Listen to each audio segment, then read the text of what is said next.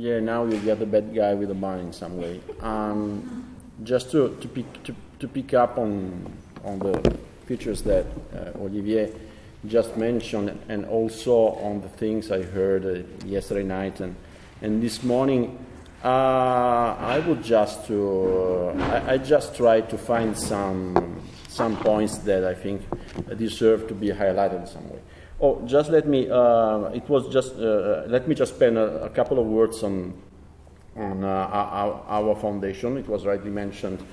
The Compagnia di San Paolo has a deep involvement into research funding, which means our annual budget for research right now, after Lehman Brothers crash and everything, is about 42 million per year on research, which means hard natural sciences and social sciences. We are probably the only Italian foundation that has a special area for soft sciences, so to say, since they are not natural or hard sciences. Between 98 and 2005, yes, we set up some things that are maybe, I won't use the word Institute for Advanced Studies because they are not officially them, but we have some similarities with this kind of stuff. I mean, two of them were set up with the Turin Polytechnic, so I won't talk about them because they are much more on hard sciences. And two with the Turin University. One is on human genetics, and the other one is on, let's say, economics and social sciences. So let's see what we did there, and let's see whether we can learn something from our mistakes. Here, first of all, what we tried to do when we set up those centers. Basically the idea was there is something that can be done better done outside of university, which led us to a situation where on the one side we had connection with university. On the other side, those centers felt like, let's say, bodies that was competing with university in some way. So this is something that has to be avoided in general, to have a kind of competition between the center you set up and university that's in your town. That's one of the points I wanted to make, and that's something we are trying to solve right now. We are in a constituent phase, so to say, for these centers. Getting back to the more general issues, I'd say what we can do for those centers. We can do a couple of things: attract human resources and attract financial resources. Let's stick to the second part. I mean attracting resources, because even if you can think that Compagnia di San Paolo spends a lot of money for research, especially in our own region, this compared to the whole system and to the competition outside, it's an amount of money that simply helps keeping things together in some way. So what we can do now is to help the university and the centers we set up with university attract external funding, which means basically helping them attracting domestic funding, which is quite small, and especially European funding. Here we might spend a few words on the new Horizon 2020.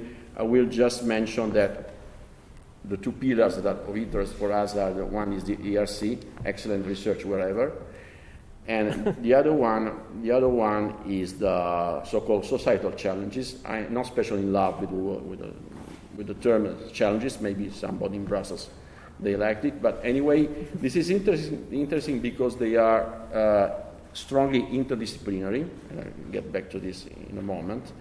So in some way, they tend to oblige to push people cooperate, which is especially interesting, I think, for social scientists, because whether I'm not sure that natural and hard scientists, they are, or even economists from some point of view, they love to get into interdisciplinary stuff.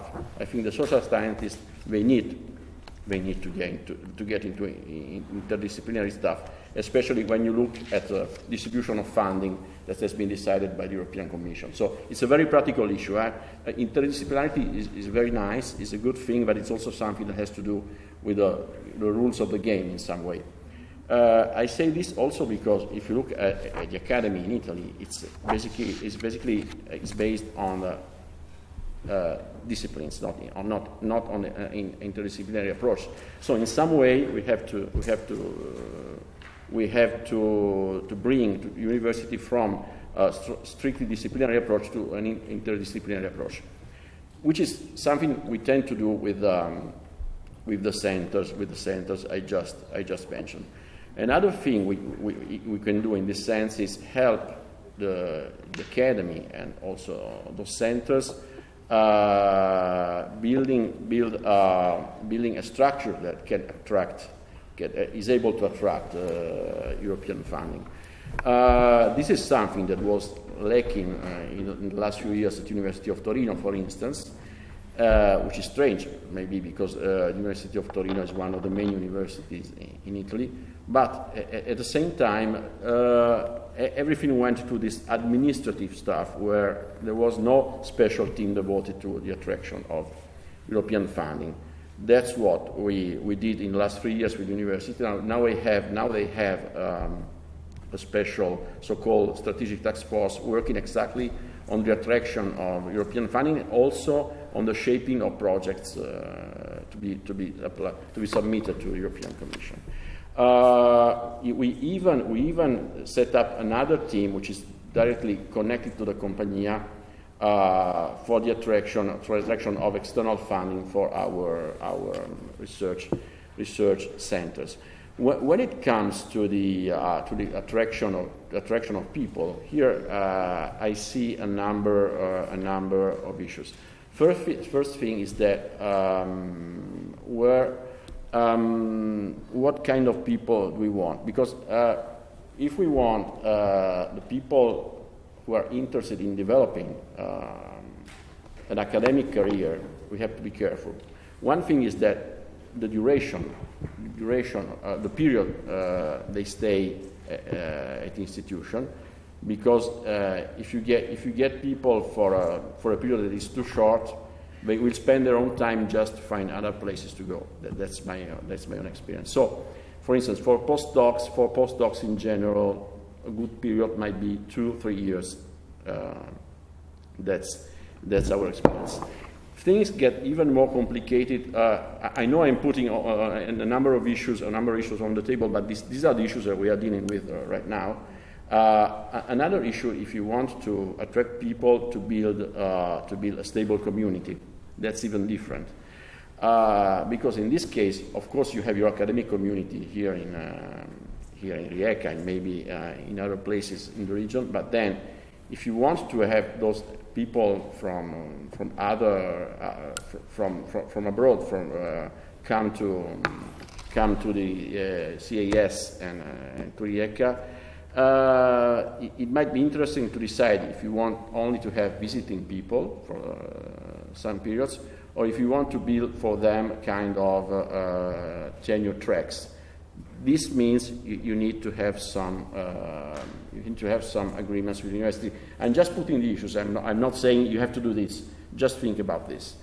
Other trade-offs I find outside of this: academic research versus polity-relevant research. That's another issue that was floating in the room since yesterday night. This is also an issue because when it comes to researchers who are interested in academic career, I mean, we all know that research is evaluated based on bibliometric and centrometric criteria. So their main interest is to publish on some special journals with H indexes and everything, which doesn't mean what they do is policy relevant. So here I see maybe a tension between being scientifically relevant and being policy relevant. There's a tension there. I don't have a clear solution, but I think there's I always spoke about absolute independence versus connection to local academy, and positions would be you have to be connected to local academy, also to avoid competition, overlappings, and all the kind of stuff, and also if you want to have what I mentioned as a tenure tracks for people. Traditional funding versus and when I say traditional funding, I mean public and or private funding, independent funding versus EU funding. Olivier mentioned you need a good balance between those. Of course, public, let's say, government funding is important. Private independent funding from foundations is important because it's felt as independent. So that's money that a foundation gives you the money in just, as the Americans say, for the benefit of mankind in some way. They don't have a hidden agenda for doing this. So this, you can boast this is independent funding. And also, but what I said, the big money, if you want the big money, you have to go to the European Union, to the European Commission. Visiting fellowships versus tenure tracks, I already mentioned that. Recruitment, I mean, there are different job markets. That's the American one, which is extremely costly, and here I have some doubts on this. There's the European job market, which is maybe more interesting and also cheaper. I also see tensions between empirical approaches and normative approaches. In general, I happen to talk to researchers who tell me, look, I'm an empirical social scientist, so I don't want to talk about normative things. That in general, I would tend to appreciate more empirical people who have some kind of normative basis, but that's my own position. Attracting students, that's another point. Attracting younger people who are not, let's say, graduate people.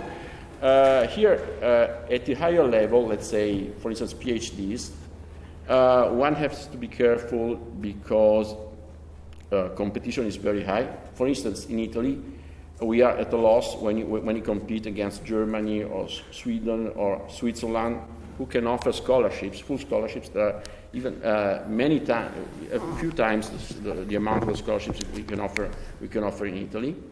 And if we look to younger people from other countries, there's a crowding out effect towards our own students because their income is so low that they can get scholarships instead of Italian students in some way. This is another tension I can find here. Then brain drain versus brain gain.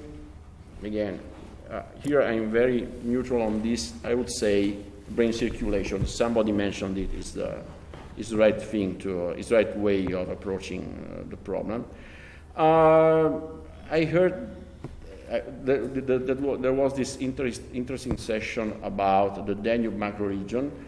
Now I wonder whether there can be, we can imagine of a connection between the Danube macroregion in terms of research and higher education and the Mediterranean countries, which are the Western Balkans are maybe in between the two regions. Of course, it would be interesting to have a kind of connection of network between centers from, let's say, the eastern part of the Mediterranean to the western part. Other things for the moment, yes, I would stop here for the moment, thanks.